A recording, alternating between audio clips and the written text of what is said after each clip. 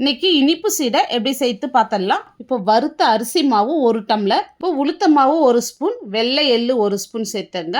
Butter வந்து 1/4 spoon சேர்த்துங்க போதும். 1 டம்ளர் அரிசி மாவுக்கு 1/2 டம்ளரோட கொஞ்சம் எக்ஸ்ட்ரா வெல்லம் எடுத்துக்கலாம். 1/2 டம்ளர் தண்ணி சேர்த்துட்டு இது ஜஸ்ட் கரைச்சி எடுத்துக்கலாம். வெல்லம் வந்து பாகுபதெல்லாம் எதுவும் தேவையில்லை.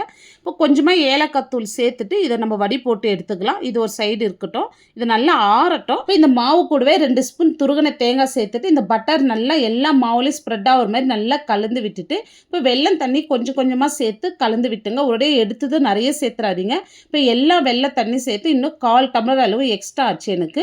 இப்போ மாவு வந்து ரஃப்பாக உருட்டி எடுத்துங்க. சின்ன சின்ன உருண்டையாக நீங்கள் வந்து ரொம்ப அழுத்தி உருட்டினீங்கன்னா வந்து வெடிச்சிரும். ரஃப்பாக உருட்டுங்க. நான் வீடியோவில் எப்படி ரஃப்பாக உருட்டுறோம் அதே மாதிரி உருட்டி போடுங்க. இந்த இனிப்பு சீடை வந்து லோ ஃப்ளேம்லேயே வச்சு செய்யணும், இல்லைனா வந்து வேகாத போயிடும். இப்போ நம்மளுக்கு பாருங்கள் இனிப்பு சீடை சூப்பராக ரெடியாக இருக்குது. இந்த வீடியோ டீட்டெயில்டாக பார்க்கணுன்னா இந்த ஆரோ கிளிக் பண்ணுங்கள். இந்த வீடியோ பிடிச்சிருந்தால் லைக் பண்ணிட்டு சப்ஸ்கிரைப் பண்ணிவிடுங்க.